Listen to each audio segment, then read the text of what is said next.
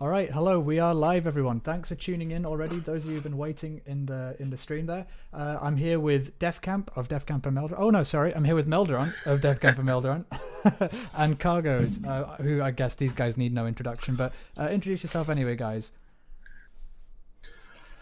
Hello. Hello, Okay. everybody. Hello. Go ahead, Yeah. another Doctors No, first. no. Doctors first. Doctors first. What a PhDs scuffed first. start Okay, it is. hello. Advanced degrees go This is first. Warcraft Anonymous. Hello, my name is Melderon, and I'm a shaman. Kargoz. My name is Kargoz. I play classic WoW. Hello. Well, honestly, I think Alcoholics Anonymous needs to be a thing. It's something I've struggled with alcoholism for a while now. I've basically, my main problem with Classic WoW is that I've never really gotten to the level cap.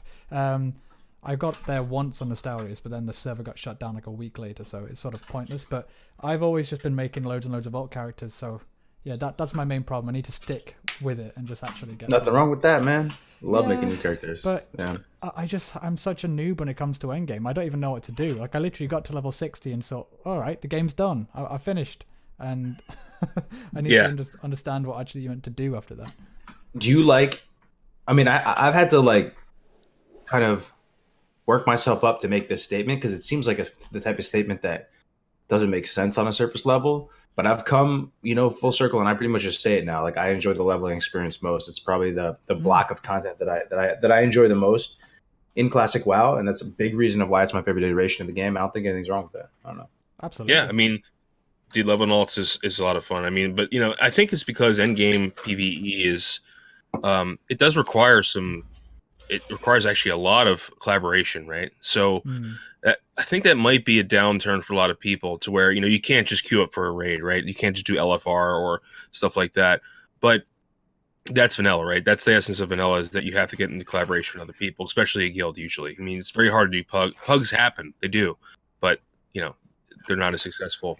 Yeah, absolutely. And also the pre-game, like the leveling process does train you somewhat for this because I don't know, you find a cave and you know the one where you have to escort that mob out in Red Ridge, and you need to find a group to do that, and it's sort of encouraging you to make these social connections so that once you reach endgame, you assume that you have to do that rather than just stick on LFG and find something. Because all right, I'm leveling up this character in retail now because I want to do something, and I'm trying to keep classic fresh for myself.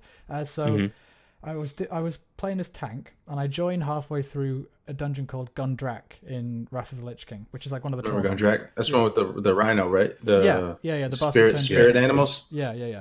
And so I was halfway through the first boss. I literally spawned in during the boss fight as the tank. I was like, oh shit, all right, where's my taunt button? And there's like loads of ads. It was chaos. So clearly the run hadn't gone that well, or the tank had already left. It was only the first boss. And then we got through it, and another few people in the group left, so that we got some other people in for the rest of the dungeon. And you might know this actually, Melderon. There's like a Greek philosopher who's got a ship. I don't know. Do you know what I mean? Like if you remove parts of the ship and add new bits of the ship, when does it become a new ship? Do you know what I mean? Oh, okay. I see what you're saying. Yeah, I know exactly what you're saying. So, with like your group identity just kind of collapsed in front of you. It's like I had no idea if there was anyone from the original party that finished that dungeon. It was a bizarre thing. It's just like a rolling conveyor belt of new people. That's extremely bizarre, considering that literally never. I mean, like you may get one guy leave. That happens sometimes in vanilla, but considering that first of all, it can happen. Yeah. You can't just spawn inside of a dungeon, and two, it's just so hard to do that. So you just got to stick with who you have, Yeah, that adds to the prestige of running dungeons too, though. The fact that so much is on the line, like the fact that in vanilla, if the group falls apart, it's such a colossal waste of time and human and resources that like people are good. I would assume in general, probably better to each other because they know, like, damn, dude, if I disrespect this guy, and he leaves or something, like, and then oh my god, that's going to be a nightmare trying to it's a nightmare. this. You know what I mean? And then, but in retail WoW, tank, the DPS is not cutting it. You just yoink, and then new one just pops in like 2 seconds later. You know what I mean? Yeah, someone's not cutting it. Someone says something. See a kid. Well, even if someone like goes and gets a cup of tea or something for like 5 minutes and they're AFK, they're gone, like kicked, which is terrible. But it reminds me a bit of, I guess, maybe army stuff or small groups of guys doing a difficult task together. It reminds me of when I went to scout camp once, and we were playing capture the flag on these hills and this foresty thing, and we were all like together and trying to get to the objective, and it was all this team building and a male camaraderie and all of that. And I think classic dungeons capture some of that feeling that we really crave as guys, especially. Whereas, Definitely. you can just abandon people. It's like the opposite in retail. Don't leave them behind. It's nah. And just that aspect of the game actually just shows you how different the games are, right? Yeah. Like, forget everything else. Just talk about dungeons, like the way dungeons work. They're just such different games, like on a fundamental level because of that. And it does, like you said, it does spawn helping people because, like, you're a quarter way through this dungeon. You're noticing that the tank's having problems. Instead of leaving, you're like, hey, dude, you might want to try doing this. Or you might want to, or Warlock, dismiss your Voidwalker. Like, you might want to try doing this, whereas you're talking to people instead of just rage quitting the dungeon, and that's in place for a couple of reasons. One is the time commitment, but two, it's like, you don't want to be thought as in that server as the guy who leaves dungeons, right? You don't want to have that tag on you. So yeah, I mean, it's a self-policing system, like I've always said about Vanilla WoW. That's why it's so important that we don't have regular stuff like that. Yeah, the macros that people spam in trade chat of the blacklist of players, you do not want to find yourself there, which I'm pretty scared of. What if someone just puts your name on there for the hell of it? Correct. I mean, even if you didn't do anything wrong, let's say you're in that dungeon for 3 hours and you're like, listen, guys, I literally have to go. I have to go to work or something, right? And you leave, and then that person's like, well, screw this guy. I'm gonna, it's. So it can happen to a fault, but I think for most of the time, I've always seen it when you do go in trade chat and say, don't group with this guy, it's warranted. So I was running I think it was Dead Mines or something super, super easy a while ago. And I basically had to, I had to duck out of the thing and leave, but I stuck through and sort of texted IRL. People said, sorry, I can't, because I didn't want to let these people down. But someone said, it's Dead Mines. You should have set aside 2 hours for this or something like that, a long amount of time. And I've been playing retail so much recently that I thought, 10, 15 minutes, that should be okay to run through the whole dungeon. And nope. Yeah, no. Yeah, not quite. But I was thinking, as From Heel versus Babyface was making this point a while ago on a video, and the thing I got from it was he was talking about how Blizzard sort of, in the balancing policy they do nowadays, where they're trying to make everything super balanced and competitive because it's got to be like an esport. Everything's an esport. So Mythic Dungeon Invitational, the raiding, the PvP, it's all esport. So it has to be like numerically perfectly balanced, which obviously isn't possible. They've never achieved it ever. And I think that does a really bad thing for the balance, because he says, I've not got any experience of Final Fantasy, whatever that it is, but the Final Fantasy MMO, he says they're more like classic WoW in that they basically haven't changed much. They kept the classes basically the same, and the meta has evolved around that. Like, I really like about classic that we know there's going to be no changes, despite the fact that I'd love to play a Moonkin, but it's just probably never going to happen. And, Enhancement Charm and all of these classes that could probably do with a bit of a help. I think it creates a whole different... So, for example, if you're running a dungeon group and you're with, I don't know, I'm bad with coming up with examples on the fly, but maybe with a paladin and you're trying to tank it, a low-level dungeon or whatever, you know that he has some limitations that you need to work around. And people are understanding of that, rather than saying, kick this guy, he's not got the perfect spec, or, because even in retail now, there are specs that people don't bring, even though they're basically fine, because they're just not perfect. I don't know what point I'm making here, but I just thought it was interesting seeing this.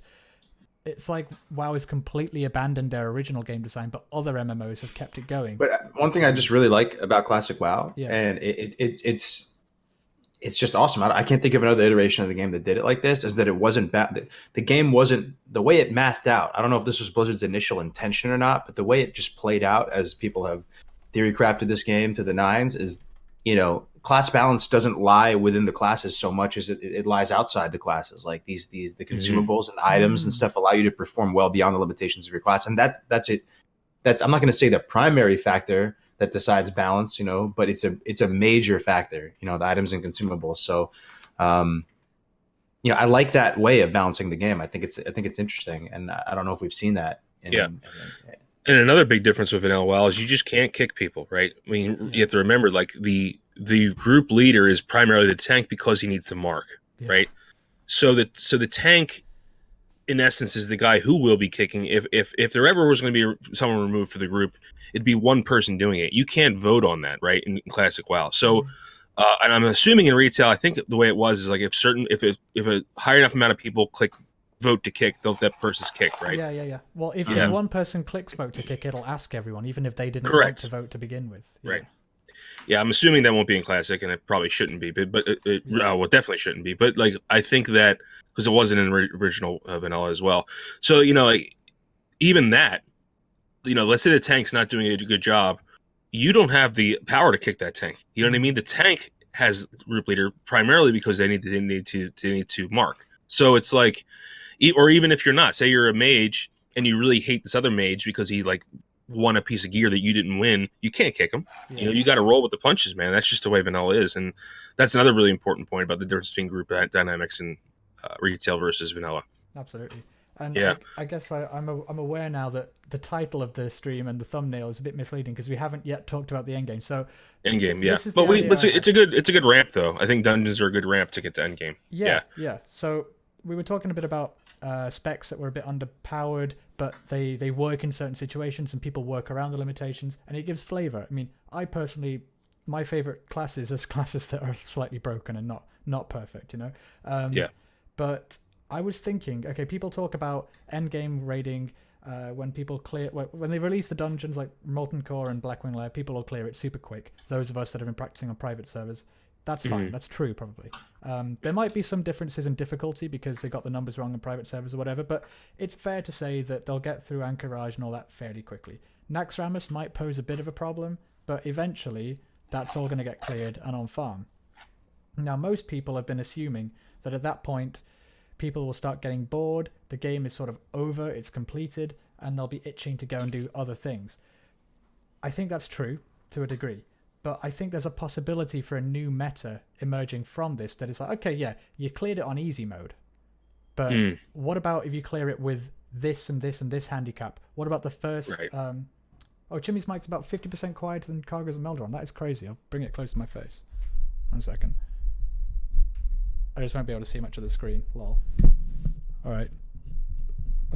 RIP headphones users. My cable just got pulled. Oh, sorry about that, guys. Oh my god. Oh, good, bro. Okay. Now my cable hopefully isn't killing your ears. Let me know if that's better, man. My mic's gain is really high right now. So what I was saying, basically, there might be a new meta that will emerge that, okay, yeah, you managed to clear Naxxramas and kill KT with like a bunch of rogues and mages and warriors that are super high geared, but have you ever cleared it with a druid tank? Or have you only used, how many hunters? All of this sort of thing I think is much more impressive, to be honest, and there might be some bragging rights there, meme spec raids. What do you reckon about that? Well, one thing I'd like to say is like I don't think there's anything wrong necessarily with a static game. Like the top esports and competitive, super competitive games people play, the timeless games like Counter-Strike, timeless, repeatable format. And the more and more you play like classic WoW, the more and more you get actually a little bit detached from an individual character, and you appreciate the game as a whole, the server life cycle as a whole, from start to finish, from this phase 1, what we get on launch, all the way through Naxxramas, and then you have an appreciation for all the classes. So you view the entirety of a server as like one game of Counter-Strike or as one game of Dota, and you appreciate the different things you can do with different classes. And like you said, yeah, there's ways to further gamify it. Like you could do specific challenges to make things harder. You could do things where you release all the content on day 1 to see how fast people can, cut corners and clear Nax and freaking greens. But I guess that's my point, is that I don't think there's necessarily anything wrong with a game that is static, because you can repeat it and do so. Does that make sense at all? I don't know. Yeah, it does. I mean, like, I like your Counter-Strike example. That's a good point. However, did the stream just... No, stream's fine. My computer. Okay, it's just my computer. So I another thing that you said, Chimley, which is really interesting, is like, I like this idea of maybe changing the meta around or stuff like that. But also another thing you can interestingly do, and this has been seen in private servers already, is speed running. So you have like time trials, basically. How fast can you get this raid down? And that's repeatable content. But then we have to think about, I know I'm like going off here. But the other thing is the longevity of the game. We talked about this in the last GMA. How are we going to perpetualize or immortalize Classic WoW? Do we do refresh servers? Do we do the Burning Crusade? Eventually we have to think about that question. It's going to come up at some point. I'd love to chime in there if that's whenever you get a chance. All right, there's multiple ways to immortalize Classic WoW. I don't think you need TBC. I don't think you need anything. This is what you could immortalize it. For one, on the leveling front, I believe that it's a good platform where you can immortalize speed leveling runs, like even just 1 to 10 across everything, and like, how fast can someone clear out Duratar? How fast can someone clear out Tears Fall? The leveling front has a lot there. You can do unique challenges, Iron Man challenges, stuff like that. So leveling offers a lot. On the rating side, the high end PvE side, you could do stuff like I said before, just releasing all content out the gate and see how fast guilds can clear it all. And then on the other way to immortalize it is on the PvP front. And I think PvP probably has the strongest legs out of all three categories as far as timeless content. And it's also an unexplored thing too, because we haven't really seen like e-leagues in Classic WoW where like there's good commentators and people are able to understand the complexity of the item meta and dueling tournaments, things like this. And the world basically the world is so sandboxy that we can, as a community, do what we want within this world and immortalize whatever that activity is. You can kind of pick anything. Well, going on that PvP thing, this is an idea that we were talking about in the Classic WoW Live meetings like ages ago, last year maybe, about things we could do with community engagement and how to make cool events. And then we quickly ran into the problem of, okay, well, these servers are probably only going to have about 3,000 people max each, and thus we can't actually meet up and do things cross-server, big events like you could do in retail, we can't do in Classic. And I think that's fine and makes sense. I don't think we should have server transfers and anything like that. However, I think, how about this? So you get your own PvP meta in each of the servers, and you find out who's the best at dueling, and all the rank 14s, all of that builds up for a couple of years, and then we clear Naxxramas and people are sort of itchy and they want to get something new to do, and Blizzard comes and says, all right, we're not going to make a tournament realm, we're not going to make sorry, I'm handling a mug of tea. That's tea. Yeah. I thought it might be milky coffee. So yeah, we're dealing with a bunch of anxiety of like, oh, what happens next in the game, and Blizzard says to everyone, okay, we're going to have a PvP worldwide competition where it's almost like the Overwatch system now, where you've got like the London Spitfires and the Dallas Cowboys, that's the NFL team, whatever it is. For example, you have Kazakh server, and the Kazakh team is like the best PvPers, maybe Battlegrounds or maybe just Arena team or something like that. They represent their server. And Blizzard, that's spicy. Okay, so Blizzard copies their characters, or maybe just makes an NPC that they can queue into for this, like the tournament area. And so everyone represents their server. I think that could be pretty interesting. And you could maybe even do the same for PvE. I don't see why not. That's kind of dope, interesting. Actually. That's interesting. You wear your server's colors with pride. You know, but you could literally have a server tabard. Like, that's possible. Yeah, I think, like you said, this is like after the game's been cleared to some extent, and we have this, maybe put up to a vote with the community like we do in OSRS, do you think we should do this? And then, we have these inter-server tournaments. I think that would be kind of interesting, especially for rated battle, for pre-mades. That'd be really interesting to see, server X against server Y. That would be fun, and people would watch it. I think that would be streamable content that people would watch. I believe that PvP could be exciting to watch in Classic. I don't think WoW's ever got the formula right, and that's definitely going to be a challenge. How do we make it exciting to watch? Because if you watch Arena, and to the untrained eye, it looks like this seizure of colors, and you literally have no clue what's going on. You know what I mean? Yeah. If you watch just like a random, you can't appreciate it all. PvP is so much slower. I think it's actually better because it's slower, because you have time to process what's going on. Because retail, you're probably going to get epilepsy if you watch the Arena there. Yeah. I mean, also in Arena, like it's just basically you're trying to kill the other team, and they do have RBGs in retail, but I like the idea in Classic WoW of the pre-mades where people can relate to, you're trying to capture this flag. There's a red team, there's a blue team. Or if you're in a Arathi Basin, you're trying to play King of the Hill, not quite King of the Hill, but you're trying to capture these nodes and hold on to these nodes.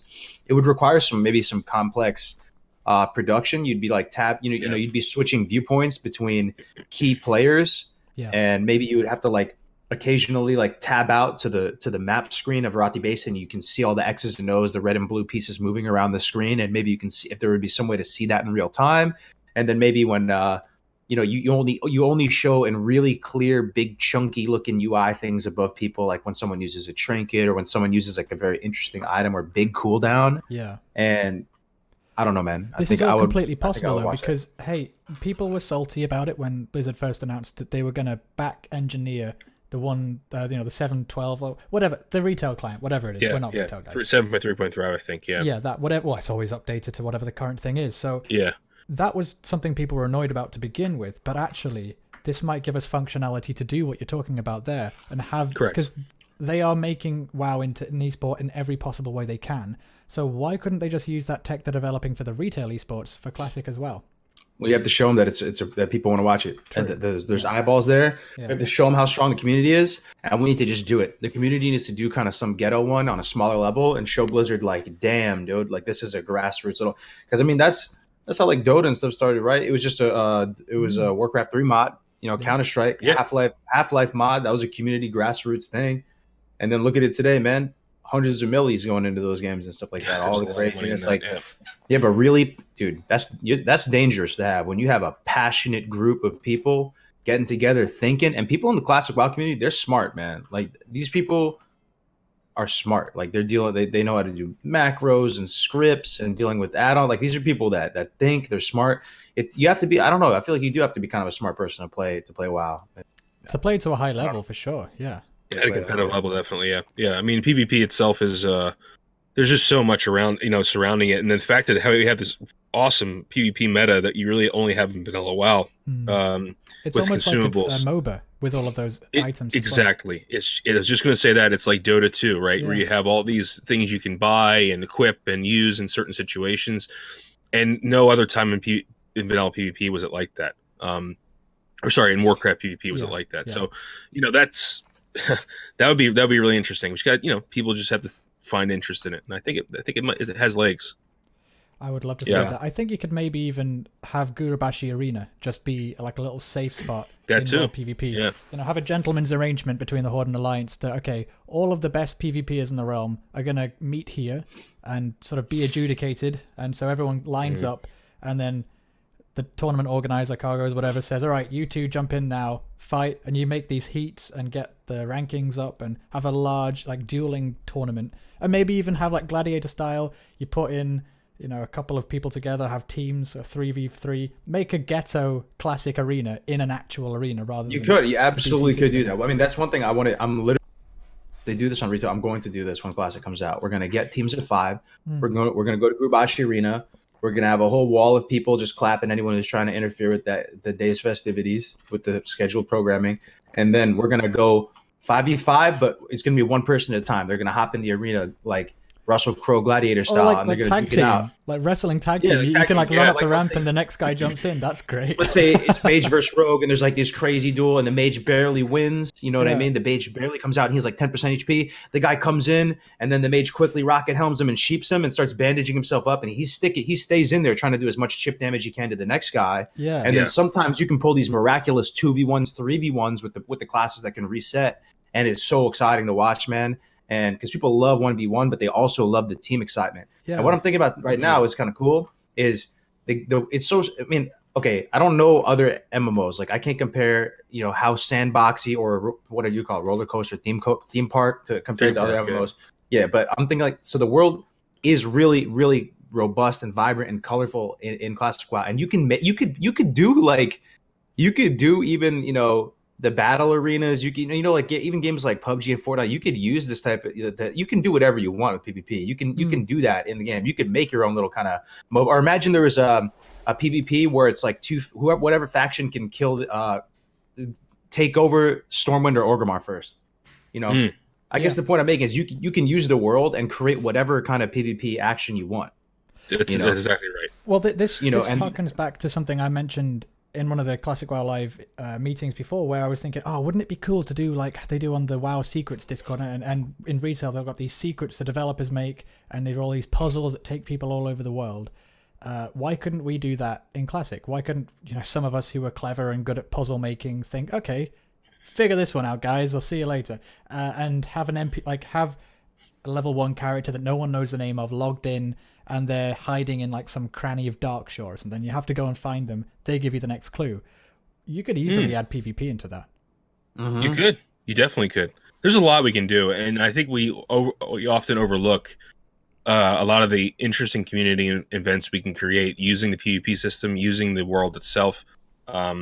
Even dungeon meta, like Grace for Days has been creating this, 2 to 3 man dungeon meta where, what's the optimal 3-man group to complete a dungeon, and people will game, and it just because it's not baked into the UI of the game, just because there's no actual instanced arena in the game, doesn't mean you can't do something similar. Like instead of an in-game item, like rank 14 item or whatever it might be that you're pursuing, you're pursuing prestige and potentially financial compensation, whatever it is. If there was a tournament, you know what I mean, like that, you don't need the infrastructure in game in order to do it. Well, yeah, everyone could pitch in and make it basically a wager event. So it's like, okay, 1,000 buy-in, 1,000 gold buy-in, winner takes all, something like that. That'd be pretty fun.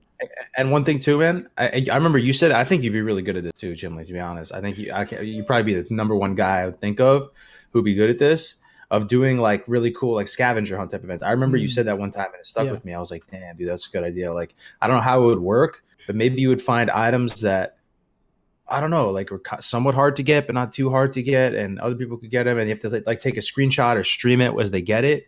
I don't know exactly how it would work, but has anyone really fleshed out a classic WoW scavenger hunt? I think it could be exciting. I would do it. I think the way I was thinking of it is that you have to make a couple of random characters on an account and have them waiting somewhere in the world, so people had to find them. And so you have to leave you start with one clue that gives them a hint to go to the whatever the character is they need to talk to get the next clue. And you know how you can send people mail and then they can take a copy of it? And so you have like a written out. Yeah, I don't know if you can trade those, but it'd be cool to actually hand people copies of these letters so they keep the clue on them. I don't think I've never actually tried to trade just as a flavor thing. It's kind of a flavor thing, but can't you also wrap shit up in presents? Yes, too? Like you can. That is one of my favorite things about Classic. Chimley, you got to do this, man, bro. You got to do this. I feel like this could be your thing, man. Honestly, I feel like you'd be really good. Maybe sometimes, you get to the next stage and you find a person. Yeah, who cares? You need to trade them a particular like gray item, like a tuft of gorilla fur or whatever it is.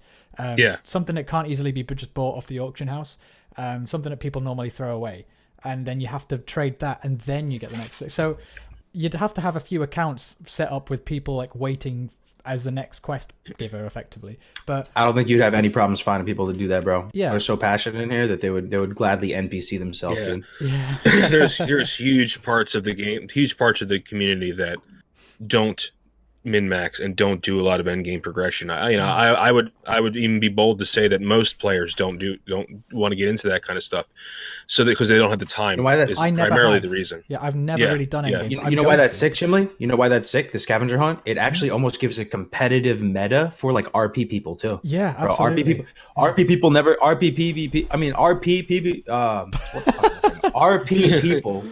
Sorry, I guess we're all RP people. I can say RP PvP. RP people, they never really had like, a leaderboard or anything competitive to do. It was kind of just, RP however you want. But scavenger hunt, man, like that's dealing with RP elements, and like, I could just see the community of the RP community getting exciting, like NPCing themselves, wearing like cool shit and like being in areas, and I don't know. I feel like it would create like an infrastructure for the RP people. That makes sense. Yeah, definitely. And there's so much you could do that. You could have people waiting on the bottom of the ocean floor, and you have to get like they're just there chugging underwater breathing potions, or as an undead or something. Or it'd be a druid in manatee form, dude. You have to swimming in the ocean. I think this might be super interesting. However, all right, here's the main problem I have with all of this, because it sounds fascinating. And there's so much you could do with it. Like when I say the real endgame of Classic, I was thinking about the meme spec raids, but I think this actually could be far more compelling for most people. But you run into the server problem. It's accessible too, man. It's accessible. Oh, server problem. Oh, sorry, go on. Because then, you can have fun on your server. That's it. You can't do like a server-wide. Like obviously they can't do the sharding and have cross-realm stuff.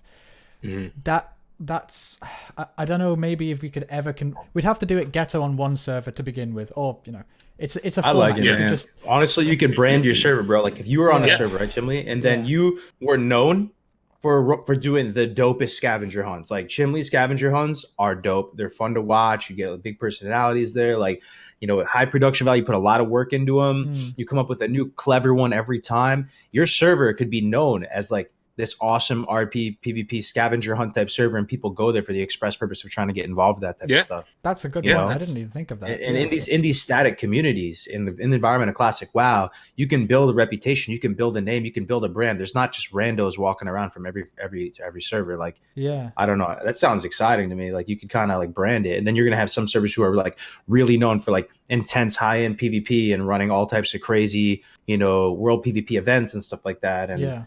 I like the idea when servers they're more than just a name on surface level. You know what I mean? I feel like it's Absolutely. become that way on retail because they're all kind of, Sharded, like yeah. meshed into each other a little bit, so.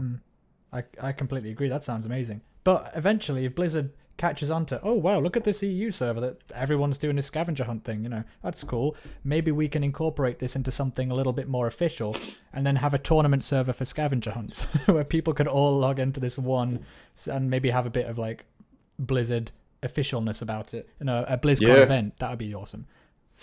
That would be great, dude. Yeah. I like it. So I think we've come up with some interesting possibilities for what Classic's Endgame could be outside of just rating or outside of just ranking. There's a lot of things we can do, but even within those more structured or more accepted Endgame ventures, I think that we can even build upon that as well with like speed leveling or speed running, or like you said with these. Let's do a 40-man shaman group and see how far we can get. A 40-man paladin group and see how far we can get. I don't know how far. I don't know how it's going to work, but you never know. I mean, you have a lot of interesting and smart people that think outside the box. We could see some interesting stuff come out of that. Or just, Totally. I think even the easier version, because since I was about 13 or 14 years old, I've wanted to have an old druid guild purely for the RP and purely for the lols of having, just druids. Like an emerald circle, dude. Like it's literally just the emerald circle ring. That is so cool. I've always wanted that. Same with Earth and cool, Ring, actually. and having a rogues only guild, that might be a little bit hard to tank with, but you know what I mean. Yeah, that might be a little hard, but you can still do stuff with it. You can do some world PvP with an all rogue guild. Absolutely, world they PvP. Would be hated. Could you even imagine? Yeah, they would. An all-known rogue PvP guild or all undead. Oh, my God. Kargoz is dead. But if it's all gnomes, yeah. So I think you could definitely do that, and I certainly want to maybe talk about that in a sec. But the easiest way to do this is just reduce the number of people in the raid group. So how few people can you clear KT with? Right. Can you do a 10-man Think KT? of that, yeah.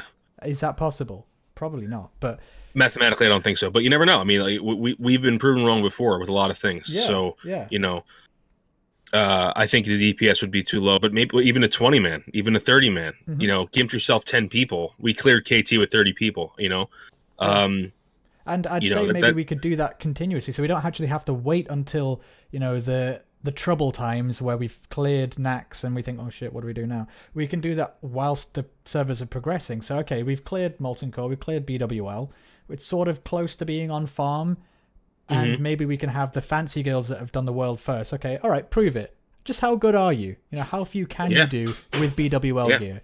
And I think they're going to have to. If Classic WoW doesn't get Fresh Realms or doesn't get TBC, I think we're going to have to see stuff like that to keep things fresh. Yeah.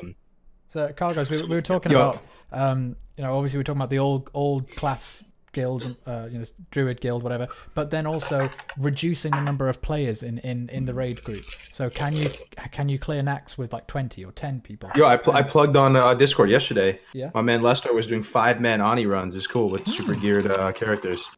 Yeah, the sky's the limit, man. I was Holy just shit. 5-man Ani. I was thinking about that just 1 second ago. I was taking a leak and I was just thinking like another thing you could do would be Kargoz is his best thinking in the bathroom, by the way. I do. It's true. Yeah. When I'm just shampooing my 3 hairs, I just it all just comes to me. I was thinking to myself, you could even do like one thing that people really like to sink their teeth into, but it's almost like surprisingly underwhelming. Kind of is the whole profession.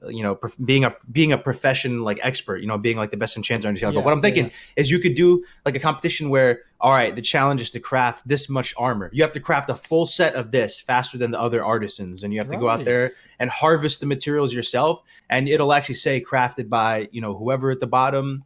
And you could turn professions into kind of a gamified thing too. And I know people love professions, and some people really take pride in professions. That's what they want to do, make a name for themselves, being the best, you know, tailor, best whatever. So you can, us as a community, we can turn any aspect of the game and make it competitive, make it spicy, make it fun to watch. You know, You gave me just another idea for the scavenger hunt there. How about you need to have a Lionheart helm to get to the next stage of the quest? I mean, you could actually have some money going into these scavenger hunts. Like, okay, you actually can't get to the next step unless you can buy a Lionheart helm. Yep, that's a good point too, dude. But I want one specifically made by Kargoz or Melderon, and I want it in the item. Okay, right, fine. You have to find the dude, but Melderon's going to be on D&D mode and, you know, hiding where he's at. So you actually have to find him in the world, and I give you a clue as to where this NPC is located, because you know, like the random trainers that are just in the middle of buttfuck nowhere. Yeah. So I can tell you exactly where I want to hide too. If anyone's listening to this, you guys are going to get a little bit of it's just, you know, shamans can water breathe, right? So just keep popping water breath and just stay under like the ocean somewhere. No one's going to be able to find me. Yeah, they have to use a water breathing potion just to find Melderon or something like that. I like that, dude. I like that. Honestly, I wish. You guys ever feel this way? You ever wish there was more cool shit in the ocean? Yes, I do. Yeah. But there might So be. the ocean, even in real life, dude, the ocean has some legit Pokemons in it, dude. Like in real life, even like the ocean. Seriously, it freaks me the out. oceans. You see some sea creatures. That's a Pokemon right there. That's legitimately like they have superpowers and stuff. I don't know. I mean, I always, whenever I'm down in the PTR or whatever, looking around, I always think to myself, man, I wish I could just find like a Kraken or something down here, dude. Like, or like a secret chest or something. But with these community events, you can make that happen. You know, Melderon will be hiding under a piece of kelp down there. Find him. Yeah, but so Ola Wendell has an interesting question about Arena. What do you guys think about Arena if they implement it in WoW, like further down the road 3 years from now, and they're like, you know what, we're gonna. But what do you think about the implications? I'm asking this for a very specific reason. I think it would be actually kind of bad because of class balance. I don't.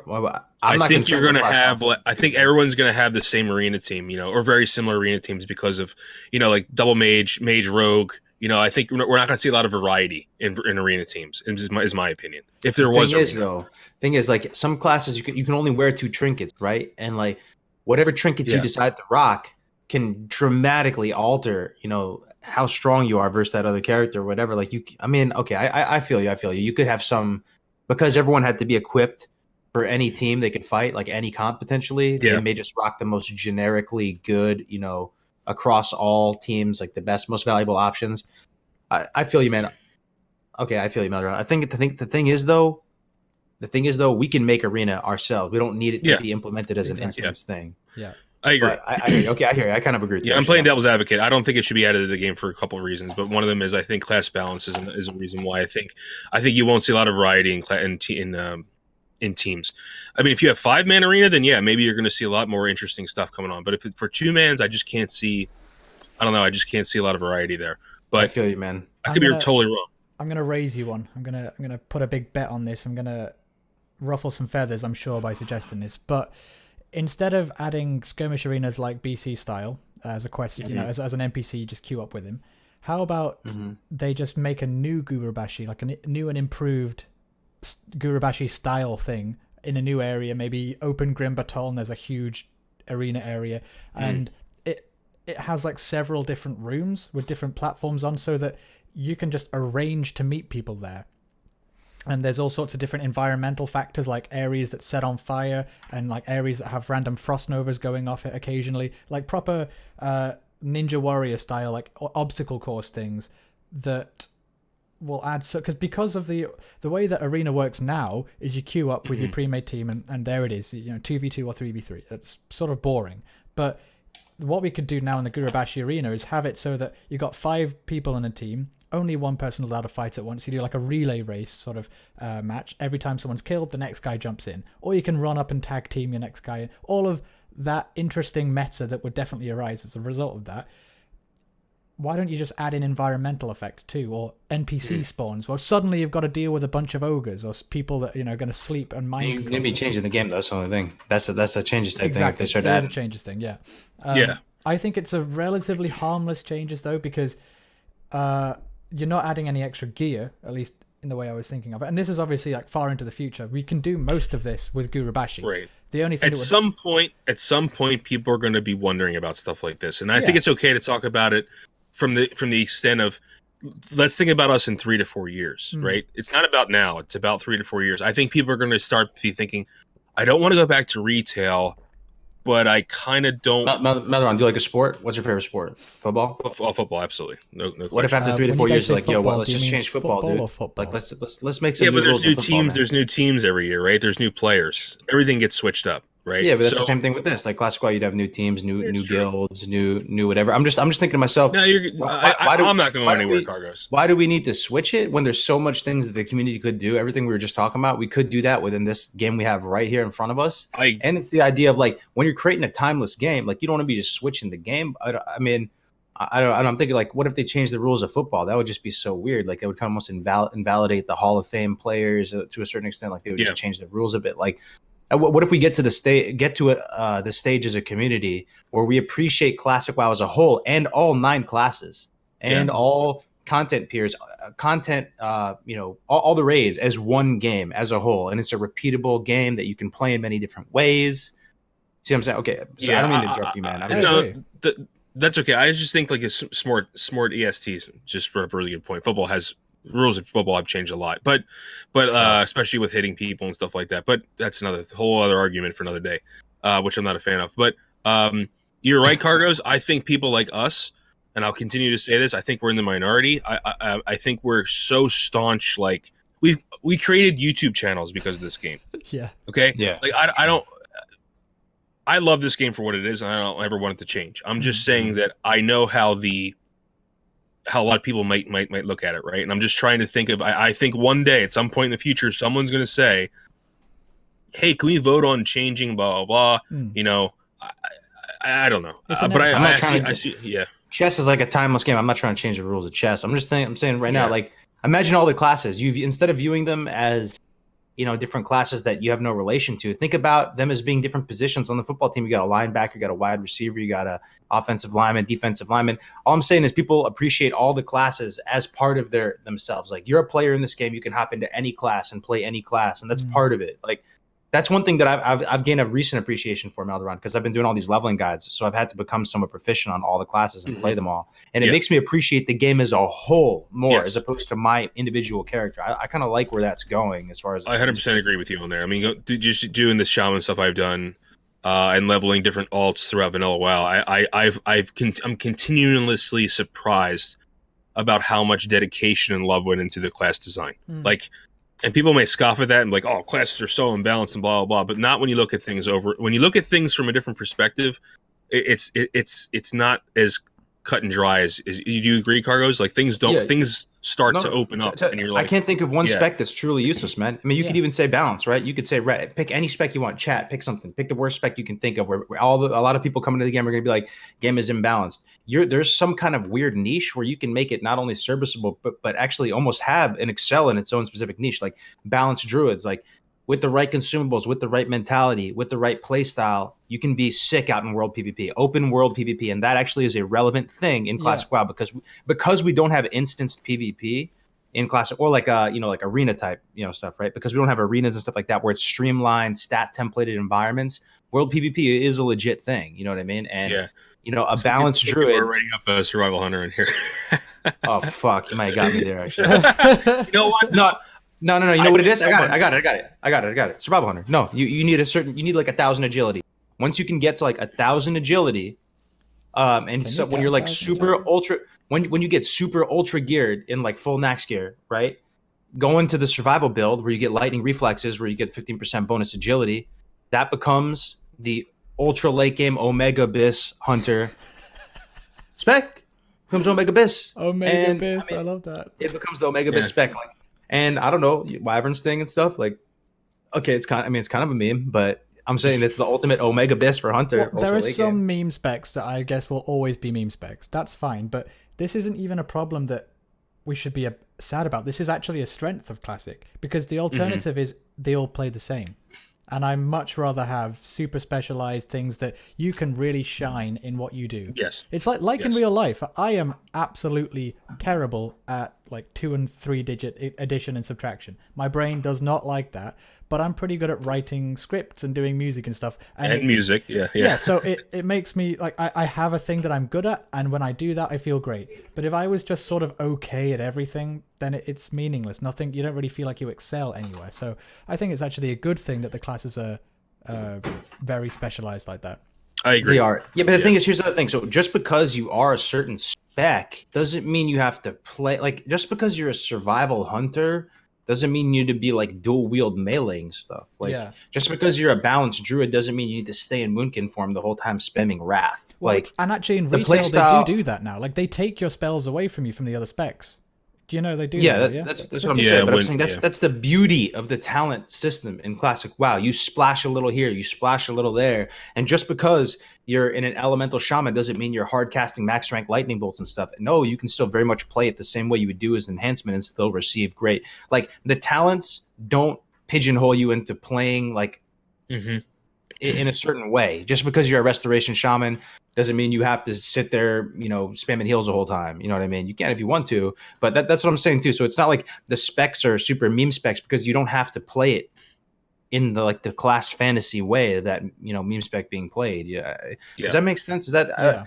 you know what I mean? Like, Well, I think Okay. it ties into what Chimley was saying. It's like, they gimp. If you pick a certain specialization in retail, they remove all these flavorful abilities that are core to that class. Yeah. And I'm trying to think of an example, but I think Well, like shamans, they take Yeah. away your ability to use some of the shocks the totems now aren't really a thing anymore. Yeah, at which least when I is- was playing in Legion. So Yeah, I'd be in like crazy. elemental spec, and I'd swap out, and I'd be in like in enhancement, and suddenly I wouldn't have chain lightning. That I could Right, just throw right. if I wanted to. That's just one example. Or frost mages suddenly forgetting how to do pyroblast. I think, oh well, that's kind of disappointing. Have I got amnesia? Like, it's sort of immersion breaking on the RP side of things. I agree. even on a talent to talent basis, right? So some stuff, the more and more I learn about this game, the more and more ways it just surprises me, man. Like you can really go to the lab and hit it hard. So you look at an average talent tree, and maybe at first glance you see stuff and you go, "That's not viable. That's shit. That's shit. That's shit." But then even just something as simple as opening up the duo leveling metagame, right? And realizing that duo leveling, in my opinion, at this point is the optimal line to play to level. I mean, I haven't really explored trio too much or anything like that, but the fact that you're with someone the whole time and that this opens up more possibilities for talents. And also not only that, you can find like almost for any talent, you can find little weird niche applications of when they can provide good value.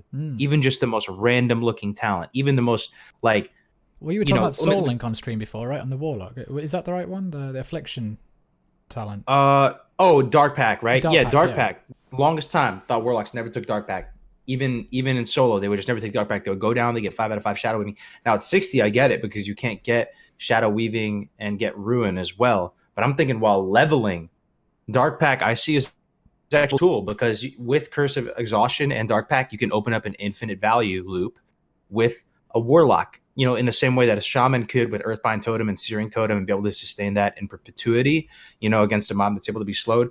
You can do the same thing because your pet is operating outside the 5-second rule and he's able to experience the natural spirit regeneration. So you can just keep stuff slow, throw a couple dots on, keep Curse of Exhaustion, and just Dark Pact and sustain that forever. And if you're fighting some ultra hard boss who's going to 3-shot your Voidwalker, that's how you're going to kill that. Like if you're fighting some ultra hard mob as a Warlock and you're not able, your Voidwalker, you just can't sustain your Voidwalker. Like that's how you would kill them. I feel like that's worth 1 point, but that's even a more clear cut example. There's stuff like even threat reduction talents, that like I think priests have one threat reduction talent in like discipline or something. Fade. It should be Not, fade. it's a talent. Oh, it's a though, talent. Right? Let me see the I didn't talent. know So like this is the type of stuff I'm reduces talking about. effects of all So- healing or something like that. Like, I've let played me see, I'm a pulling it up priest all the right way here. up to like 40 something, and Right. I know nothing about disc. Silent Resolve. Okay. Okay. Okay. You have Classic DB up? I don't know if you do, Melderon. It's just called. I can anyway, put it up I'll right explain now. it to you. Yeah. All right. So it's a priest talent, reduces the threat generated by 20%. Something that Right. you would never even consider really getting while leveling potentially. It's something that I would just always flew off my radar for the longest time. And then we start practicing dual leveling. going a smite spec where the paladin is picking up sanctity aura and judging Seal the Crusader on all the mobs, and Oh, the that priest makes is sense, smiting. yeah. And the main issue there, we realize, oh my god, this is a threat issue. Like the priest is getting aggro on this. Like, and then we pick up Silent Resolve, threat issue fixed, and the combat felt way more efficient. We were killing elites and stuff like that. And also the same thing like with the druid talent. There's one druid talent that increases threat in bear form, and if you're playing with an ambush spec rogue where you really need to hold the threat to make sure he can backstab an ambush, this talent becomes good. Just weird talents that flew under the radar. The more and more I learn about this game, there's stuff to get not only just marginal value, like pretty solid value out of them. Long tangent. It's extreme, to be honest. I am coming at this from a complete noob perspective. Like, I really don't know. I know some of this stuff, but mostly from watching you, to be honest. And it's fascinating that I guess, Mel, you'd probably be able to speak on this from the math side of it, but you have a certain number of variables. As you increase the number of variables, it like exponentially gets more complex, the combinations you can do. Yeah. Yes. So all people didn't like the old talent system. There was a lot of opinions, like in the Wrath of the Lich King era. Before in Cataclysm, they just gutted the whole thing and gave you like 3 choices on a few tiers. But the beauty of all of the tiny little bitty talents that we have now in Classic, that format that people want to return to in retail, actually, but it gives us so many possibilities. Like, an extra 3% crit here, or well, that's quite a lot, but it's just a tiny little thing that you think is fairly innocuous and not really useful, in tandem with the other 7 classes or whatever it is. There's almost limitless potential there. These talents are like borderline spiritual to me, dude. These talents, like not only the talents themselves, but the order of operations in which you take them, and the incremental you get, like stuff you gain, tactical respecs based on your leveling, to get a little bit more value out of a certain set of talents only for a certain level range. It's another area of it, dude. Like as you're leveling up, certain talents will be more impactful than later on, so like if you're leveling as an ambush spec rogue, some of these early points into assassination and subtlety are going to move the needle a lot. I'm going through all my little phrases. Everyone's laughing at me. I always say infinite value. I was laughing too. But can we call it an infinite value loop here? Here it comes, infinite value. No, but then later. Sorry, go ahead. Yeah. No, I just want to say, like, I don't want to dumb down people who play retail, but I over the years of playing in private servers, over the years of being collaborated with people like Kargoz, is that vanilla WoW is the thinking man's version of Warcraft. Absolutely. And I just want to say, like, Kargoz, like, I think you underestimate how much of the meta. So you look at all the forum posts for years and years and years about vanilla WoW, private servers. No one talks about this shit. And then Kargoz comes along and he's like, but if you level with another person, which sounds rudimentary. We've all leveled with people before, right? We've all leveled with friends. It's Pandora's box, man. And then he just creates this meta-breaking understanding of the dual. I said this when he first made his dual leveling video. I said, you literally opened a box for every spec in the game, every talent in the game. And I think if you go back, I literally said that comment in his first dual leveling video. And he's just continued to prove it by showing, like, all these weird things you can do. And again, that just goes to show, like, this is the thinking man's version of Warcraft. I'm sorry. I mean, like, in retail, yes, things are, you have these mythic rating or whatever, but like everyone uses the same talents and the same boss fights and the same, it's all the same, right? And the leveling process is no, who cares, right? In retail, it's a joke. Yeah, I'm doing it right now, and it's a joke. And here you see this huge shift in our understanding, just due to Kargoz thinking to himself, "Wait a second, if I had another person, what opens what up?" Mm-hmm. And that's essentially Classic. Like the idea of leveling with another person in retail, you don't do much with another person. All of the world content they do a lot of world content, all the world quests and stuff. The idea of doing duo leveling, it just wouldn't occur in that format. Because the pacing is kind of a little jacked up there. Like the leveling, no way around it. Whether you love or hate leveling, spend a lot of time leveling in this game, man. It's something that people are gonna have to like go through. It's a rite of passage. Embrace it. And if you do appreciate the entire server life cycle as a whole, as one game, as a repeatable game of Counter-Strike or Dota, whatever you're into, leveling's a big part of it, man. It's a big chunk of it. And I love the idea that you can be together stronger. I love the idea that classes that are potentially the slowest levelers, right? Like everyone always thinks, what's slowest leveling? A lot of people just snap to Paladin. Then you put Paladin in a duo, and they're god tier. Like You know what I mean? Like that, it just I don't know. Well, I must admit, I saw you talk about the Paladin and Warlock on stream once, and then you got me so hype, it was unbelievable. So I just had to go on a private server. Sorry, I am admitting this, but I just mained the Paladin for about 2 weeks, man. It's really it's inspiring stuff because I was just single leveling, but the way that I saw, oh wow, Paladins can do that, I had no idea. It opened up the idea of that class at all to me. Yep. And you said also balanced druids kind of shine in duo as well. Balanced druids are sick, dude. Yeah, I mean that's the thing. I mean, you take classes that you just don't even have a place potentially. People would just completely like if you wanted to play a balanced druid a few months ago. I feel I would have been like, you know what?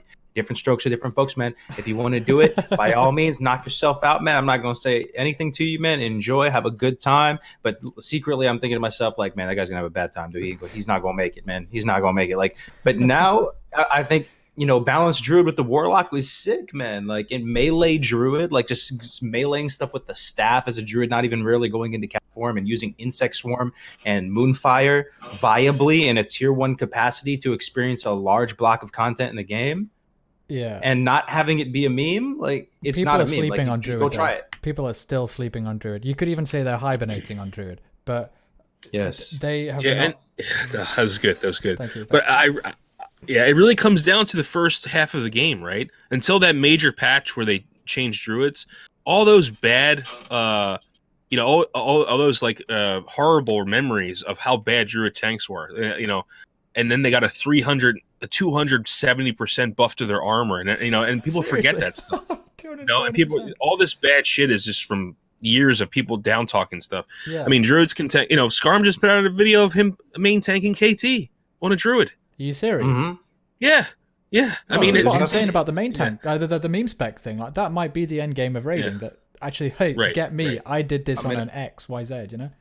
I just love how the meta of tanking too. I mean, probably most of you know this by now, but the whole especially on Horde, it's more of an implication because we don't have like Blessing of Salvation stuff like that. But dual wield tanking is Fury Defiant spec as a warrior. Warriors, people say BIS tank, and they are basically sacrificing their ability to 100% prevent like getting crit and crushed so they can generate more threat, right? And that was always the main thing that people would say, like, what's stopping bears from main tanking? What's stopping bears from main tanking? People are like, oh, they can get crit and crushed. They can get crit and crushed. They can get crit and crushed.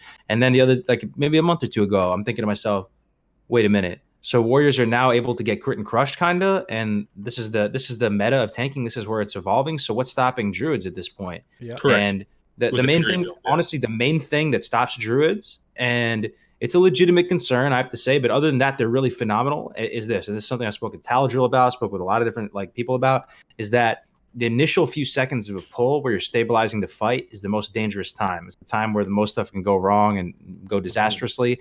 And a bear has limited, connections to that boss in the initial seconds. Like if you potentially your maul gets your maul can't connect or something like that a couple times in a row, you could have a disastrous pull. Whereas opposed to a warrior, you have two weapons, a main hand and an offhand, connecting with them, plus bloodthirst. There's just a lot more stuff that's getting thrown at the boss that can connect with the boss.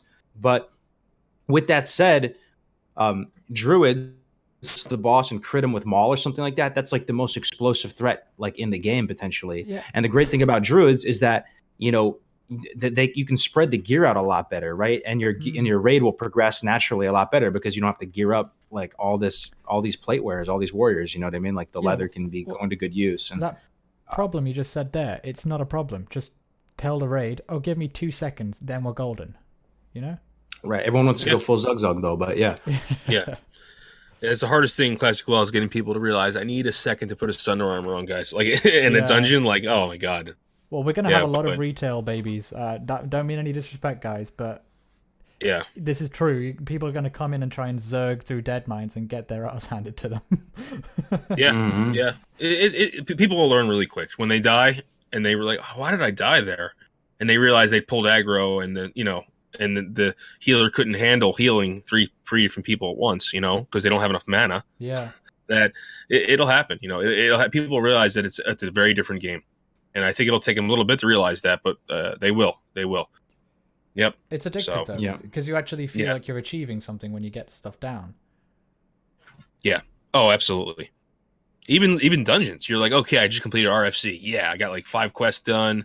Yeah. You know, I got my Axe of Argomar from Thrall. You know, all these God. little things. It's like, yeah, That's another thing that I realized when I did that Grace for Days stream too. And this is we always find out more minor and major accelerations for duo leveling. I don't want to shill it too hard, but the idea that when you're duo leveling, professions become more viable and doing dungeons become more viable because you can align guaranteed weapon upgrades. So imagine if you're leveling with a warrior buddy, Melderon. You know what I mean? Yeah, You're a shaman. You're a shaman, right? Well, Def Camp and I are doing Warrior Shaman right now. We're duo leveling. Okay, you're okay. So imagine it's a fresh server, Yeah. right? And you're going Warrior Shaman. You want that Crescent Staff as a shaman, right? You can't get that two-handed axe or two-handed mace, right? Super good, right? But if you're a solo guy out in the world and you have to depend on a group of 4 people and you're only going to be playing one role in that 5-man group, you're going to be healing or something, and it's going to be a little bit dicey whether or not you're like, am I going to do this? Am I really going to try and knock out Leaders of the Fang with a whole random 5-man party? You know, it is a great weapon upgrade, but do you reach that break point in terms of value for you to actually pursue that line of play? Now, if you're a duo leveling with a warrior and you both can get a guaranteed blue Crescent Staff upgrade, which is literally like the best in slot weapon with a ton of spirit on it and all this, and it's guaranteed, and you're both playing the most pivotal points of failure in the group, tank and healer, that becomes orders of magnitude more attractive of a line of play to go get that Crescent Staff. Absolutely. Same thing with even professions with crafting wands. And when you're dual leveling, you're killing more stuff, so you're getting more materials. So you can craft stuff faster. And when I just think of everything that I've learned over the past months, I just think to myself, dual leveling is not only the most efficient, but it's just a hell of a way to experience the game. It is, and it's fun because you have someone else with you too. You know, you get to talk to someone, and like, you know, we switched things up this time. I went warrior, and Def Camp went the shaman, so we switched things up, right? And the air totem slot is pretty much useless solo until you get Grace of Air, which is like 48 or something like that. It's really high up. But when you're with a warrior, you drop a Wind Fury totem, and things get deleted. Like it's deleted. Like it's crazy, dude. Like I run in there. He drops Wind Fury, you know, I just got a double hit. And especially if you're fighting 2 mobs, you're using sweeping strikes or whatever, and you're just getting all of this like extra hits. Dude, it's fucking crazy, dude. Juicy. Crazy. And you don't feel bad getting certain you can pick other interesting talents with a clear conscience, Mel. Because you know that like you don't need Imp Ghost Wolf if you're the shaman, because you're only going to be moving as fast as buddy potentially, and that stuff gets devalued. And like you know, just these talents that you've always wanted to choose, like now you can actually viably choose, you know what I mean? And like I don't know, I mean, do you feel how like it feels fun as you're playing it, right? Like, it feels so much more fun because now Def Camp feels more useful, because I mean he's got so much gold in his priest that he's just filtering like every level he goes to the auction house and buys new gear, so his shaman is just like deleting people, right? And but it makes him feel more useful because he's like, you know, oh, here's this Wind Fury totem. It literally costs me almost nothing. It doesn't affect me at all because I have Wind Fury weapon on my out of combat. Weapon. You literally just drop it and you can drink, dog. Yeah, and then I'm just like, you know, and we're running up to mobs and just like two hitting them, and it's just, you wouldn't do that. I mean, it helps me out a lot more as the warrior, of course, because I'm slower than him usually. But you know, now as a warrior, you feel more powerful because Wind Fury's there, you know. And you have a healer with you too, and you have all these things you can help. You know, you're accelerating the shaman too, though, man, because the shaman lacks cleave damage. The shaman lacks cleave damage. The warrior's taking more damage, generating more rage because he's getting hit more. He's getting empowered with Wind Fury totem, and you're cleaving down multiple mobs. Too. Yeah, every 30 seconds, you're cleaving down multiple mobs with sweeping strikes. You are accelerating the shaman. You're getting more materials to craft more stuff. You are safer. You can just more comfortably exist out in the world, and it's just way more fun. It helps you stay motivated. I could talk for ages about it, but if anyone's on the fence, go find someone who you like, you know, and pick wisely. You know, you don't want to be with some asshole the whole time, because that probably would detract from it. But that would probably be some of the fondest memories you'll ever have playing this damn game, if you can do a level with someone that you like, and you know. I agree. I'm going to just raise the stakes on that you just talked about 1 second, but someone asked, Hashi P asked if I have a Twitch channel. Yes, I do. Please go and follow me on Twitch. I just linked it in the chat. Because I'm going to try and do my gameplay stuff more on Twitch. I don't want to spam YouTube so much. But you were talking about, oh wait, I'm having Alzheimer's. What did you just talk about? The duo leveling, yes. Yeah. Just a little bit of Alzheimer's, not much. I was thinking we could incorporate the duo leveling thing into the end game content. You think, well, what's leveling? How is that end game? Tournaments, duo leveling tournaments. Yes, absolutely. Like, what is the best?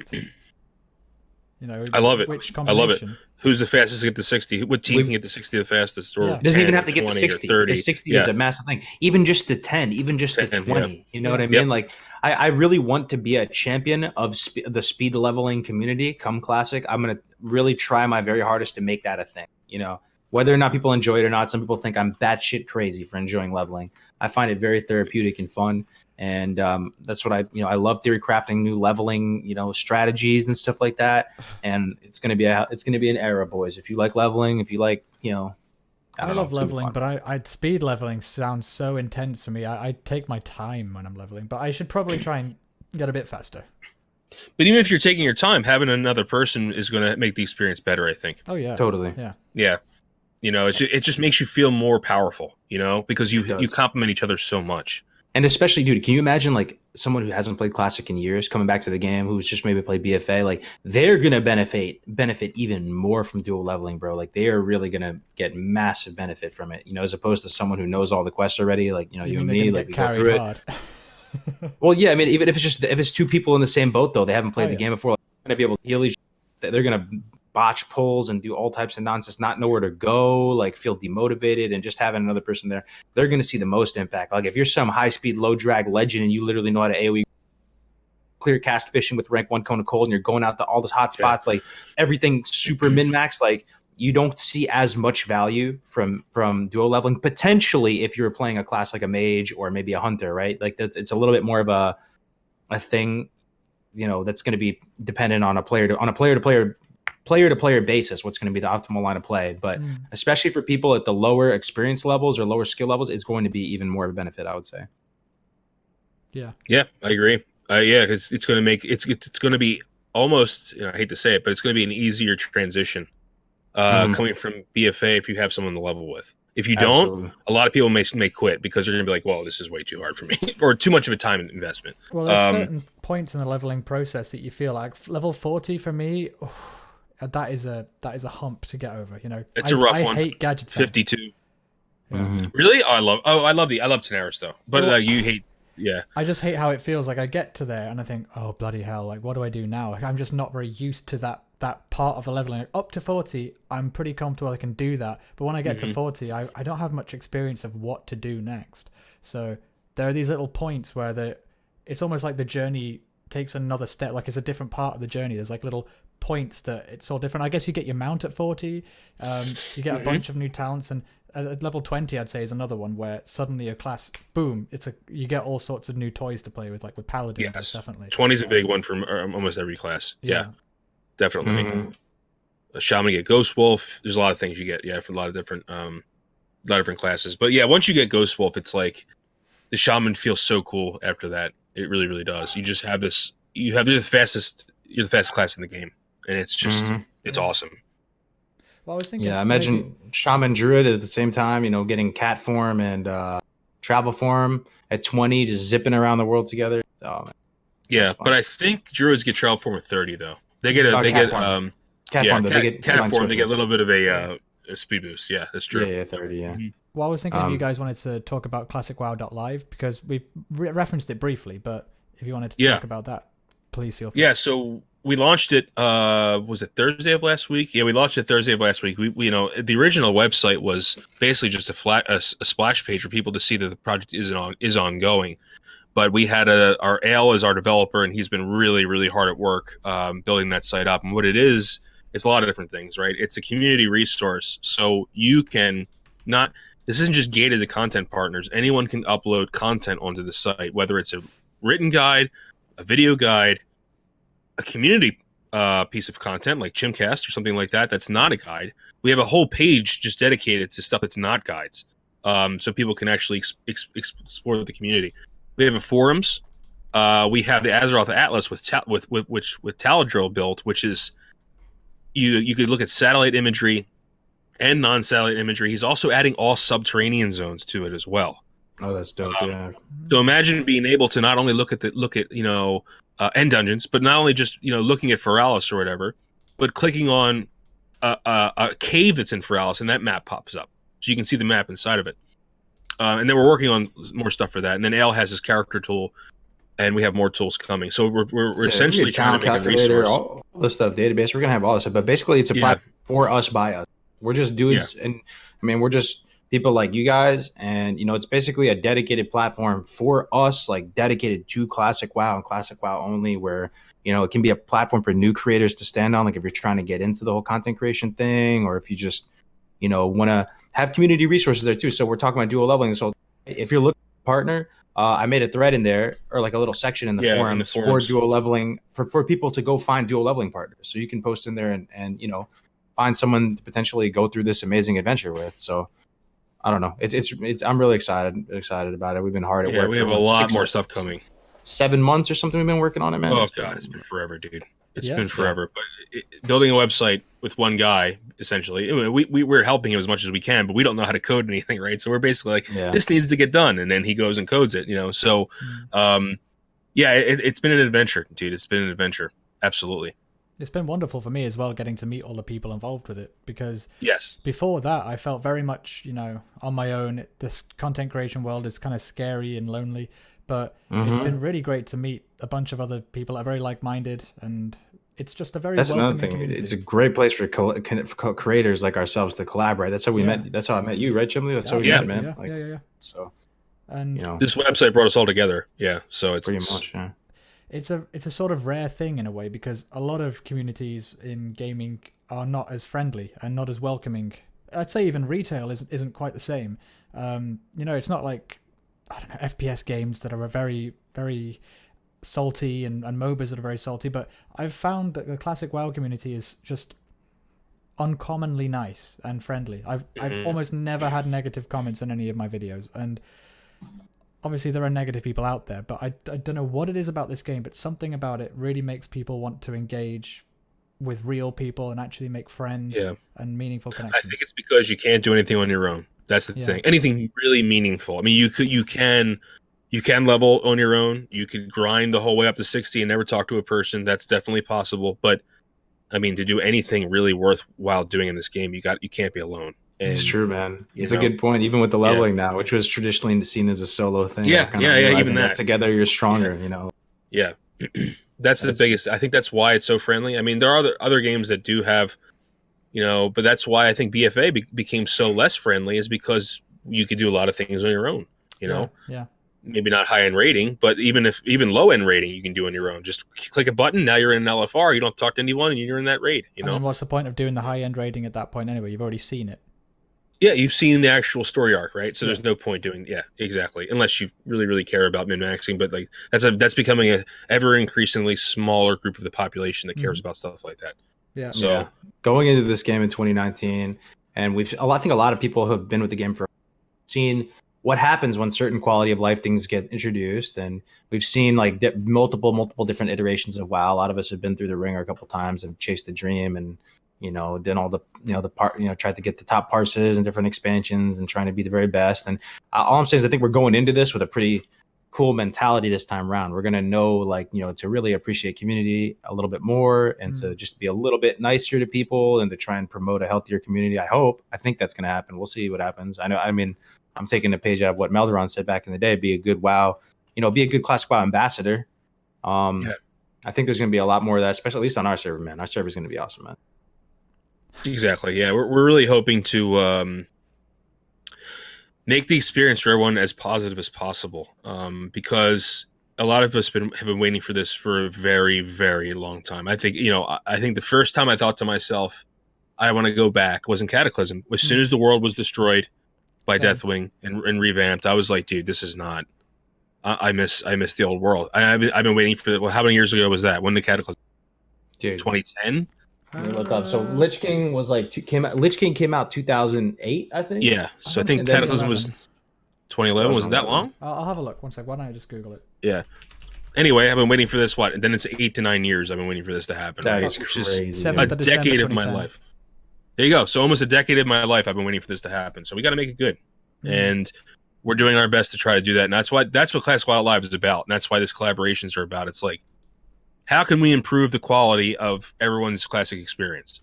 So, and we just have people make a lot of friends too, man. Like, at this point, like we've made so many friends, Melderon, over the months. Dude. Like, dude, I feel so Yeah. like honored to have met all you guys, man. Like met.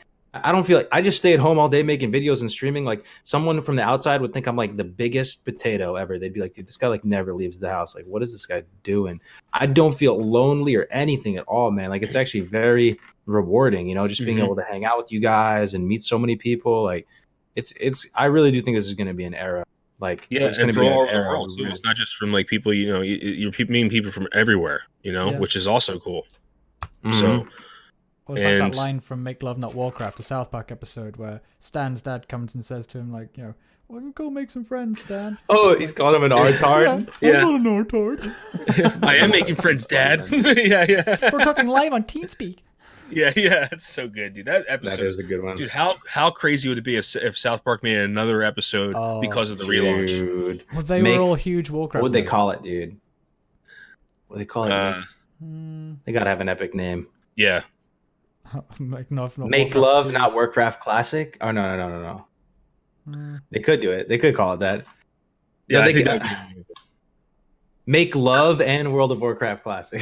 be Classic lovemaking Make- or Oh my god. Yeah, I don't know. I think we'll leave it up to them. I think they're a lot more Yeah. good at this Just than a we are, little bit. yeah. but but yeah, that would be pretty amazing because I think, you know, I also thought about like how much outside, you know, kind of talk or is this going to spawn? I mean, I'm not talking about us. I'm not talking about Blizzard. I'm talking about, you know, random like TV shows. Hmm. Mhm. Are people going to talk about this? I don't know. Well, games About journalists Classic WoW? definitely will. I think. Yeah. If we have something to do with it, Melderon, they will. No, yeah, definitely. I mean, I wish I can. But yeah, make Lovecraft Classic. There you go. Mages. Hey, Mages is in the house. What's up, brother? I just see you believe the sent me a sky's the message. limit, We'll get man. to it as soon as after the stream's over. Sorry, man. I've been crazy busy. I feel like our community is gonna shine bright like a diamond, and like if we just have a lot of fun, that's the best thing we can be doing, man. Yeah. We just have a lot of fun, have a really strong community, and people would want a piece of that. I feel. Well, hey, I don't know. the Could be wrong, people that but- currently play World of Warcraft in retail, they aren't having a lot of fun and they don't have much community. And I'm not hating on Right. retail. Like, I enjoy aspects of that game. I think some of the classes play really well. The mechanics of it can be fun. But it sort of lost its way in the social aspect, which is really the most important. And I will seriously be surprised if there aren't lots of people jumping ship over the classic. I really think it's going to happen. Yeah, I think. But you know what? They're bitter about it, though, man. A lot of people are. You know, it kind of sucks because like we've tried to reach out to some of the just try to gauge the kind of the warmth of the retail community when it comes to the classic, when it comes to our channels or when it comes to anything. And it's just like it gets yeah. pushed down, man. It's true. It's true. I think a and lot of we them were- are salty about it though, because Yeah. if you put yourself in their shoes, Blizzard is like taking development resources away from like fixing their game. That's what they might think, and making this game. I don't know. Well, how Yeah. about Even this though it's two Gandhi separate quote? teams, that's what it feels. Mahatma Gandhi, first they ignore you, then they laugh at you, then they fight you, then you win. I think we're at the, Yeah. the fighting stage now, because there's a lot of people that just don't want to believe it. And I don't know. We got ignored for a long time. Then we got Eon. I know it wasn't Eon, it was JL and Brack basically laughing at us. And Yeah. everyone's saying, Yeah. oh, yeah, rose-tinted glasses. And now they're pretty salty about it all. So I think we're pretty close to winning at this point. I agree. It's gonna be awesome, dude. I definitely agree. It's going to be an interesting shift in gaming too. I think it has implications to have reach outside of Warcraft. To see how well a game like this does, a rebooted game, essentially. I'm interested to see how other platforms kind of, you know, and we have platforms already that already know this is true. I mean, look at Pantheon. You know, these are a group of developers that know what makes a good MMORPG, and I think it might have waves in other development teams and other studios too. So we'll see. Yeah, absolutely. I don't know. I feel like we've sort of covered the topics we were wanting to talk about today. Have you guys got anything else you want to chat about? Not really. If you guys make content, upload it to the website, man. We'll get it up there. If you guys make any written guides, any videos, anything you want, if you want to talk about some stuff on the forums, it's it's a pretty active group of people, and we're trying to get some more people involved in the website. But other than that, I mean, on my end, just pumping out videos when I can. I just put out new Classic Wild Gems. If you guys haven't seen it yet, I saw Brother Graveyard one, or you like it? the Yeah. tribute was nice, man. I didn't know Yeah. some of that stuff, like the I'm Tomb of saving it Forgotten for Soldier. tomorrow. That was cool. Yeah. So, but other than that, we got just stuff coming. I'm always working on something, so something will come up soon. We are starting a guild too, guys. That's right. You know, it's going to be called Invictus/Invicta. It's going to be like a brother sister guild. We don't know the server name yet because there's no real way to like figure out how that's going to work. But if you want to be part of the community, man, chase the dream and live through this era in the best spot, live your best life. Come join us, man. It's gonna be a lot of fun. And yeah. Classic Wild Out Live. Go duo level. Where can people sign up for the guild, Kargoz? Did you? Is there a website or is there a? Is it on your Discord? It's on my Discord and your Discord. I think I it is? can't Okay. put the pinned it, so the applications are up. That's right. That's right. Ton of applications already, but Yeah. it's gonna be, man. I can't wait. What are you looking forward to? What do you have any goals for Classic Chimley? Me, I actually want to do some raiding because I've never really done much of that. But I want to do a lot of PvP. I think as world PvP especially. I was in this guild, a guy called Voroshalov, I think his name was, in Nostalries had this world PvP guild where basically it was all about invading the Alliance's lands, and I did a whole video on this, but briefly there was like a main guild of 60s that were PvPers, and then a bunch of like 4 leveling guilds of people that were affiliated, like sister guilds. And the idea was that we'd all go and level in the other faction's territory and just completely deny them access to all of their leveling. So it was proper like all-out warfare, and it was really cool. So I wouldn't mind doing a lot of world PvP, especially in that second phase of everything. You going Druid? Shaman, I think. Oh. Yeah. Ooh. Probably Melderon's already sold it to me, but because to be honest, I think Druid's too hard for me. Like, if you actually want to play Druid properly, you've got to be shifting those forms, and I want to actually like learn how to get good first, and then learn how to play Druid, because they seem to be like the highest skill ceiling class of all. Their skill ceiling is definitely high. I think Shaman's is too, though, I think. Yeah, PvP wise, absolutely. Yeah, PvP wise. I mean, just grounding, because the thing about Shaman, this is the thing about Shaman. I mean, maybe you can disagree, Melderon. It's all good because I don't have a ton of experience, but I feel like Shaman, very proactive class. Like if you're going up against someone, like you have to drop the grounding before they do it. They have to drop the tremor tactically. Yeah. You have to purge offensively. You have to be proactive. You have to, you have to step ahead of your them with opponent. shocks. You have to know what they're going to do and be ready to do it. And like kind of, because that's their kit. Purge, shocks, grounding, tremor. Making me feel worried. Positioning with your totems. Yeah, that's another aspect too. Making sure your totem's in the right position. Chimley, you just gotta try it, dude. It'll come. Like even me, like I'm not a big PvPer, right? So, Def Camp's way better at Shaman PvP than I am. So there's a lot of nuance. There's so many totems. I think that's kind of the issue, but. You got to think of them as spells. You can't think of them as totems. You got to think of them as just a cooldown, just like everything else. And you drop it and kind of just. But yeah, there's a lot you can do with Shaman. They have a really high skill ceiling when it comes to PvP, I think. I like having the idea of having a huge toolkit of totems that I can just help anyone out with anything. I think the best description of what a Shaman is. You know who MacGyver is? Is that popular? Yeah.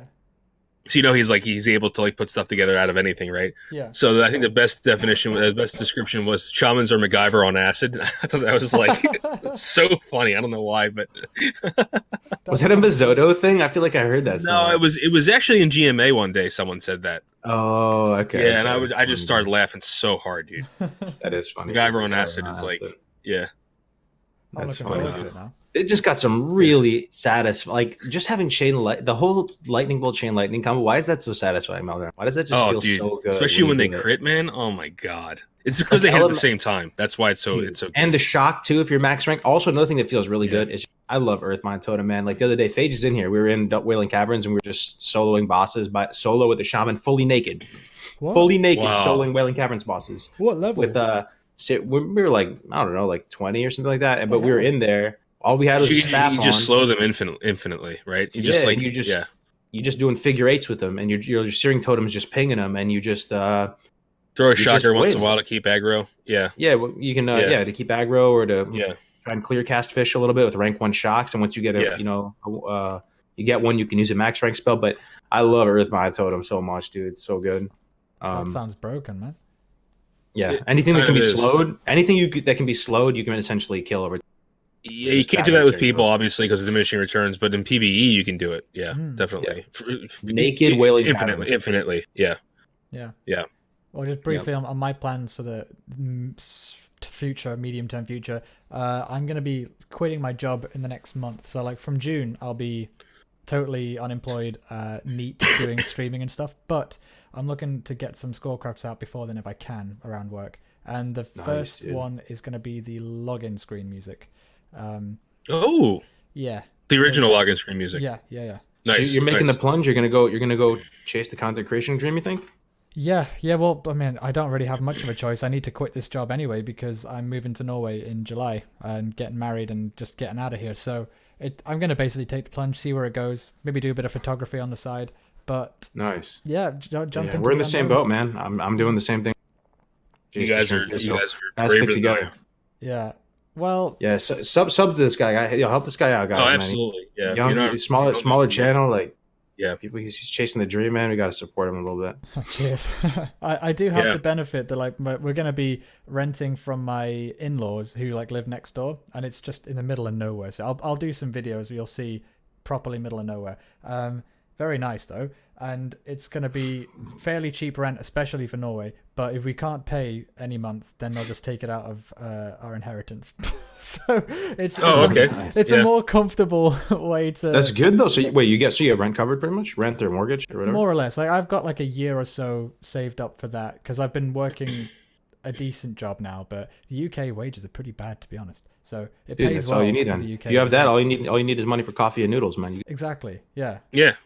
Coffee and noodles. I like it. I've made like 16 quid off YouTube this month since getting monetized, and I'm super happy about it. Oh, dude, yeah. I remember when we first got monetized. It's like, yay, we're gonna make, and then it's like, yeah. I don't think anyone realizes how little ad revenue actually is. Ad revenue is tiny.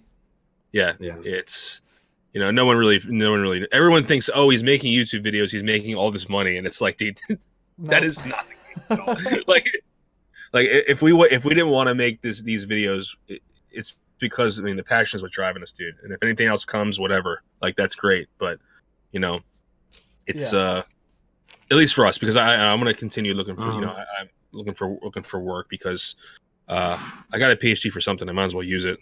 Absolutely. But we'll see. Well, have you got any plans that you would share in that or?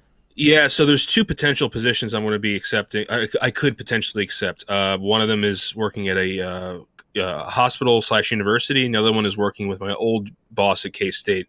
But I will be working from Philadelphia, so I don't have to move back to Kansas, which is nice. So those are the options right now for me. Yeah, I haven't decided. Entomology? What? So one of them's insect related, one of them's human related, human genetics. So it could be a huge shift for my career, whether which one I get or go with. So I'm not sure. I mean, the more prestigious job is with the hospital/university, but the safest job for me is back with my old boss. So we'll see. Which one allows you to play Classic WoW while at work? The one with my old boss. So that's the one I'm leaning towards. Yeah. Easy clap. Dude. Yeah, I know. But we'll see. I genuinely want to see you do a breakdown of Anchorage and like do the entomology of Anchorage. I'd be legit interested. We could do that on a CHIMcast one day, maybe. Yeah, sure. We could do it with Dawkins. Dawkins in there all the time. Yeah. I've never actually done Anchorage, so maybe we'd have to like look around in map view or something because I'm a scrub. But yeah, that sounds great. But, no, you're not a scrub, dude. Anyone can learn how to raid. You know what I mean? Yeah. It's just a time commitment. Yeah, but it's been great talking to everyone. But absolutely, it's always good coming on the show, man. Sorry it took so long, but as you know, with CWL launching, our time was very limited. By me. Everyone, please go in. If you've not looked in Classic WoW Live, go and make an account there. Go and join the Discord. I mean, go and join all of our Discords. I'm sure they're all linked in our channels. Yeah. But yeah, Classic WoW Live is a super exciting thing to be part of, and it's. I hope we one day get some recognition from Blizzard because I got to say that map and everything, and the things we could do with that map now, like linking server events there, and you could have it filtered by which server you're on. The limitless possibilities, basically. So yeah, thanks for coming on, guys, and thanks No everyone problem. for tuning in. This is by far record numbers watching, so that is super awesome, guys. Thank you very 50 much. people, man. That's awesome. I mean, Yeah, that's honestly, great. these guys, Melderon and these are some of those people. These are just good people. Like these are just good people, man. Like I don't know what to say. Like it's such an honor getting to meet people like you guys. You know, I feel like you're we're all cut from the same kind of cloth. You know what I mean? Yeah. And it's so cool being able to chill with you guys, every Likewise. day, every week, and stuff. So Everyone's thanks for so having me on, genuine my man. and I lovely. agree. Yeah, there's no masks with anyone here in this group, and with the group in CWL, everyone's kind of themselves, and because you just get further that way. You know what I mean? Yeah. Like what you can't keep up a mask forever. You know. So I mean, Yeah, I've that's true, I've man. dealt with enough performers like opera people, and yeah, that mask. I'm not about that life. I do not like those people. no, I can understand that definitely, dude. Yeah. So But, thanks everyone. Please go and look at my Scorecraft series if you're not already. If you like the classic WoW music, not just classic WoW, but all of the music, and go and check out Kargoz and Death Camp, but Melderon. But it seems like it's pointless to say that because they're you probably know those guys. It's impossible to not at this point. But yeah, thanks for tuning in. Maybe next episode I'll have Mr. GM. We'll see. But regardless, thanks for tuning in, guys, and go check out Melderon and Kargo's channels because there's a lot of goodies to find there. It's always a lot of fun, my man. Yeah, always a blast. brilliant. Thanks, Chimley. Stay chim, guys, and see you in the next one. Bye bye.